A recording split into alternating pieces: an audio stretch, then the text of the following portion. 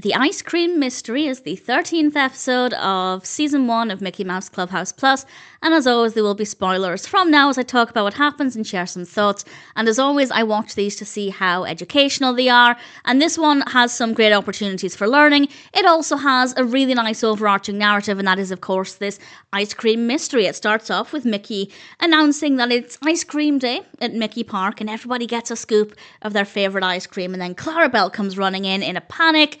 The ice cream is missing. Yes, that's the strawberry, vanilla, chocolate, and the Yum Yum bubblegum flavour. They are all gone. So they call upon the Go-Getters, which are the alter egos of Minnie, Daisy, and Clarabelle. They are, of course, superhero characters, and they then get their Mousecatools so they can go and try and solve the mystery. And the Mousecatools we have today are a giant snowball from Mistletoe Mountain, a red remote control button, a large peppermint candy, and the mystery mouse capal. And as is usually the case, I had no idea how any of these would help find the ice cream. Quite quickly, we get some audience participation. The audience is asked to remember the last of the 4 flavours. They find the cart with the ice cream or the missing ice cream, and they identify the 4 flavours, and then Minnie gets out her magnifying glass and she finds some ice cream drips, and the audience or the viewer, they're asked to identify the colour, and the colour is blue, and then they name the other colours as well. So there we have some interaction, some participation, and of course learning the names of colours, which is always great. And then we get our first Mousecatool, and this is the red remote control button, and this gives them their shiny Go-Getters van. It looks great. It's a lovely pink design. It's really satisfying.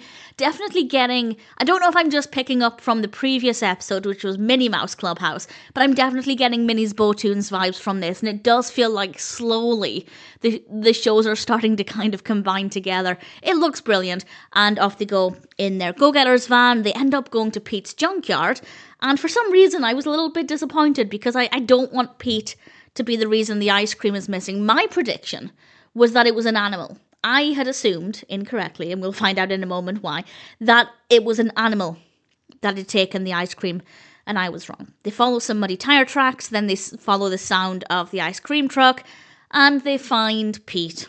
And we find out that he couldn't wait for Clarabelle to return. He wanted his ice cream now. So he took the ice cream and ran and got into a bit of bother, couldn't find a place to store it, and there were problems with the ice cream truck, and he's clearly remorseful. And I like the fact that Minnie accepted his apology. She said thank you for apologising, and I think that that's a really important thing to do, not just for younger children to learn about, but any parents, caregivers, older viewers watching this.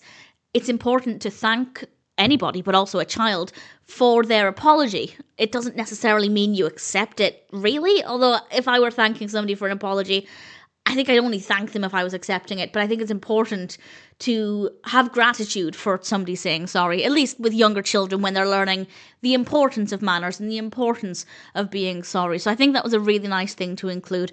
And then we get the rest of the Mousecatools in very quick succession, and the reason it's taken this long to get to the second one, I believe, is because the Go-Getters have their own gadgets and things to use, so they didn't need to use that many Mousecatools to find the ice cream, which is quite interesting. It's a little bit different.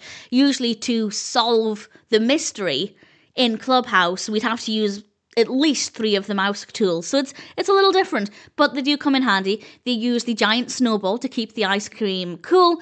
They then use the giant peppermint candy to replace the broken wheel on the ice cream truck, and then Chip and Dale are the mystery mouse capals because the music of the ice cream truck is broken, so they come along to play music instead. And then at the very end we get a little bit more interaction with asking the audience the name, the colour rather, of the bubblegum ice cream, and then also asking them Minnie's favourite ice cream. So I think that there's a lot of benefit here, a lot of opportunities for learning, and of course a really nice story to become invested in as well. Of course the animation is great. The pink Go-Getters van looks rather fabulous. I do like Minnie, Daisy and Clarabelle together. I'm not a huge fan of Clarabelle as a character, never have been, including the classic cartoons. I don't really care. I find her a little bit irritating. But over the years, I found her to be a bit less annoying. I don't know if she is becoming less annoying or if I'm just getting used to her more. I don't know. But either way, the Go-Getters as characters, pretty cool. Definitely a decent episode with a lot of great opportunities for learning and a nice little mystery there as well.